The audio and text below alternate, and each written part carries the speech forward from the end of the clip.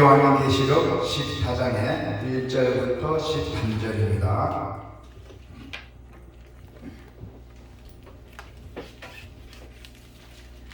요한계시록 14장의 1절부터 13절입니다.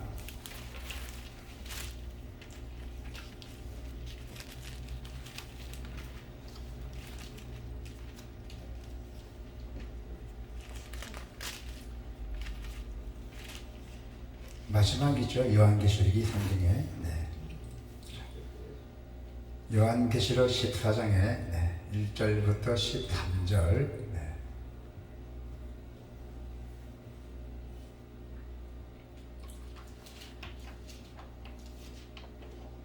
또 내가 보니 보라 어린 양이 시온산에 섰고 그와 함께 14만 4천년이 서 있는데 그들의 이마에는 어린 양의 이름과 그 아버지의 이름을 쓴 것이 있더라. 내가 하늘에서 나는 소리를 들으니 많은 물소리와도 같고 큰 우레 소리와도 같은데 내가 들은 소리는 검은 곳 타는 자들이 그 검은 곳을 타는 것 같더라. 그들이 보좌 앞과 내 생물과 장로들 앞에서 새 노래를 부르니 땅에서 통량함을 받은 14만 4천 밖에는 능히 이 노래를 배울 자가 없더라. 이 사람들은 여자와 더불어 더럽히지 아니하고 순결한 자라. 어린 양이 어디로 인도하든지 따라가는 자며 사람 가운데서 통량함을 받아 처음 익은 열매로 하나님과 어린 양에게 속한 자들이니 그 입에 거짓말이 없고 흠이 없는 자들이더라. 또 보니 다른 천사가 공중에 날아가는데 땅에 거주하는 자들 곧 모든 민족과 종족과 방언과 백성에게 전할 영원한 복음을 가졌더라. 그가 큰 음성으로 이르되 하나님을 두려워하며 그에게 영광을 돌리라. 이는 그의 심판의 시간이 이르렀음이니 하늘과 땅과 바다와 물들의 근원을 만드신 이를 경배하라 하더라. 또 다른 천사 곧 둘째가 그 뒤를 따라 말하되 무너졌도다 무너졌도다 큰 성 바벨론이여 모든 나라에게 그의 음행으로 말미암아 진노의 포도주를 먹이던 자로다 하더라. 또 다른 천사 곧 셋째가 그 뒤를 따라 큰 음성으로 이르되 만일 누구든지 짐승과 그의 우상에게 경배하고 이마에나 손에 표를 받으면 그도 하나님의 진노의 포도주를 마시리니 그 진노의 잔에 섞인 것이 없이 부은 포도주라. 거룩한 천사들 앞과 어린 양 앞에서 불과 유황으로 고난을 받으리니 그 고난의 연기가 세세토록 올라가리로다. 짐승과 그의 우상에게 경배하고 그의 이름표를 받는 자는 누구든지 밤낮 힘을 얻지 못하리라 하더라. 성도들의 인내가 여기 있나니 그들은 하나님의 계명과 예수에 대한 믿음을 지키는 자니라. 또 내가 들으니 하늘에서 음성이 나서 이르되 기록하라. 지금 이후로 주 안에서 죽는 자들 복이 있도다 하시매 성령이 이르시되 그러하다. 그들이 수고를 그치고 쉬리니 이는 그들의 행한 일이 따름이라 하시더라. 아멘. 오늘 하나님의 말씀은 어린 양에게 속한 14만 4천의 사람들이에요. 그래서 어린 양에게 속한 자들은 순종과 믿음의 사람들이라는 것이죠. 이단 교주들이 사람들을 미혹하기 위해서 가장 많이 사용되는 숫자는 14만 4천이에요. 신천지 같은 경우는 14만 4천이라고 막 이기수를 많이 하고 있잖아요. 그들은 이 숫자를 문자적으로 해석합니다. 성령으로 해석하는 게 아니고 문자로. 그래서 그랬던 교리를 만들어 사람을 미혹합니다. 성경에 있던 없던 거를 그걸 이용해서 인간의 생각으로 이용해서 여러분들을 미혹합니다. 그러나 이 14만 4천 명은 어린 양에게 속한 하나님의 백성을 상징해요. 이들에게는 다음과 같은 아주 특징이 나타나죠. 자, 오늘 성경에 보니 짐승의 표를 받지 아니하고 우상에게 경배하지 아니한 그 성도들의 희생적인 미래는 하나님께서 반드시 책임을 져주신다 했어요. 할렐루야. 그래서 오늘 본문의 1절에 보면은 자, 시온산에 선 어린 양. 네, 1절에 또 내가 보니 보라 어린 양이 시온산에 섰고, 예. 어린 양들이 시온산에 섰습니다. 내가 보니 보라 어린 양이 시온산에 섰고라고 기록이 되어 있습니다. 시온은 예루살렘의 별명으로 곧 천국을 의미하며 어린 양은 예수 그리스도를 뜻합니다. 예수님을 어린 양이라고 하면 하나님께 드리는 제물을 뜻합니다. 그래서 예수 그리스도는 제물로 단번에 드려진 후에, 단번에 제사를 드려진 후에는 천국에서 영원한 왕이 되셨대요. 예수님께서. 그래서 또 시온산에 선 14만 4천 명을 한번 보겠습니다. 1절에 보니까, 예. 자, 14만 4천, 또 내가 보니 보라 어린 양이 시온산에 섰고 그와 함께 14만 4천 명이 서 있는데, 예. 자, 시온산에 14만 4천 명이 또 서 있었어요. 그래서 이 뜻은 교회는 보이는 교회와 그리고 보이지 않는 교회가 있어요. 보이지 않는 교회, 보이는 교회와 보이지 않는 교회가 있습니다. 이 보이지 않는 교회는 하나님만 아시는 교회입니다. 그래서 14만 4천 명이 모인 신령한 교회입니다. 자, 1절에 보니까 또 그와 함께 14만 4천 명이 서 있는데 뭐 어떻게 나와있죠? 자, 1절 다시 한번 볼까요? 자, 또 내가 보니 보라 어린 양이 시온산에 섰고 그와 함께 14만 4천 명이 서 있는데 그들의 이마에는 어린 양의 이름과 그 아버지의 이름을 쓴 것이 있더라 했잖아요. 예. 그래서 그와 함께 14만 4천 명이 서 있는데 그들의 이마에는 어린 양의 이름과 그 아버지의 이름을 쓴 것이 있더라 하였잖아요.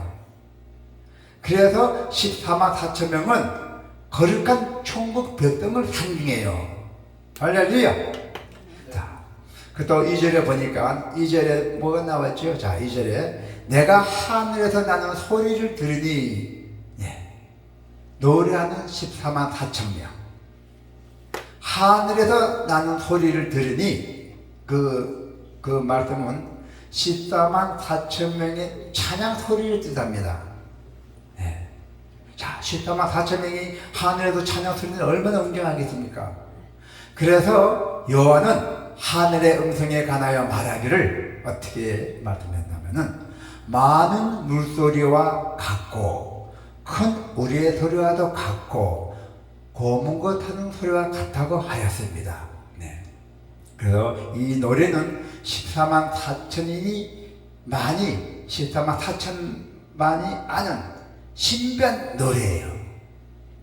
그 내용은 자신들의 구속을 아주 영원히 찬양할 것이라고 한다는 것이에요. 14만 4천인이. 그래서 영원한 복음의 내용은 창조주를 경배하는 것입니다. 결론이. 창조주를 경배하는 것입니다. 우상인데 경배하지 말고. 또한 그 복음이 본질이 영원하다는 것이에요. 욕망을 거절하고 주의 말씀을 순종해야 한다는 것입니다. 그래서 14만 4천에 속한 사람들의 그 중요한 특징 중 하나는 목자이신 주님께만 순종하는 것이죠. 마치 양들이 목자의 음성을 알아듣고 따라가듯이 이들의 주인이신 그리스도의 말씀에만 귀를 기울여야 한다는 것입니다. 할렐루야! 비록 주님의 말씀이 자기의 생각과 다르다 할지라도, 주님의 말씀이 우리와 생각이 좀 다르다 할지라도 그 말씀에 자기 생각과 의지를 굴복시켜야 돼요. 자기 자아를 버려야 된다는 것이죠. 주의 말씀이 가장 유익하며 최선이라는 것을 알 뿐만 아니라 확신하기 때문이죠. 전지전능하신 하나님께서는 1.1획도 안 틀리잖아요. 그 반면에 어린 양께 속하지 않은 자들은 여자와 더불어 몸을 더럽힌 자들이라고 분명하게 성경에 말씀하고 있습니다. 이는 그들이 성적으로 타락했음을 의미하기보다는 이 세상의 가치와 세속적 욕망, 오염이 되었던 것이에요. 세속적 욕망에. 지금 대형교회가 그런 거잖아요. 유튜브 보니까 세속적 욕망, 세속적인 대형교회만 있죠. 유튜브에 욕망이 되어 있습니다. 그래서 오염이 되었다는 것이에요. 세상의 가치와 세속적 욕망에는 오염되었음을 분명하게 있다는 것입니다. 유튜브 보시면 많이 나와요. 대형교회들 그 세속적. 그래서 문제가 생기고 뉴스도 나오고 많이 있습니다. 재물이 많은 부자 청년은 재물을 모두 가난한 사람들에게 나눠주고 주님을 따르라는 말씀을 결국 거절했대요. 재물 많은 부자 청년이 하나님보다도 돈을 더 사랑했기 때문입니다. 그래서 사도 바울의 선교 사역에 동참했던 대마 역시도 세상을 사랑하여 주의 사역을 떠났습니다. 돈을 너무 사랑하기 때문에. 그래서 사탄은 눈에 보이는 그 세상의 영광과 주님의 뜻을 함께 추구할 수 있다고 살짝 속삭입니다. 예수도 잘 믿고 세상도 속이 잘 들어가라고 이렇게 살짝 속삭인다는 것이죠. 그래서 우리는 어떻게 해야 돼요? 믿음만 강하면은 어떤 일이 있어도 다 승리할 수 있고 이겨낼 수 있어요. 사탄과 악의 본능도 다 뿌리칠 수 있어요. 오직 믿음이에요. 믿음이 강해야 된다는 것입니다. 그래서 그러나 그 부자 청년과 대마의 경우처럼 세상과 하나님을 동시에 섬길 수는 없습니다. 사도 요한은 어린 양께 속한 14만 4천은 여자들과 더불어 몸을 더럽히지 않고 오직 어린 양 예수 그리스도만을 따르는 자들을 분명하게 말씀하고 있습니다.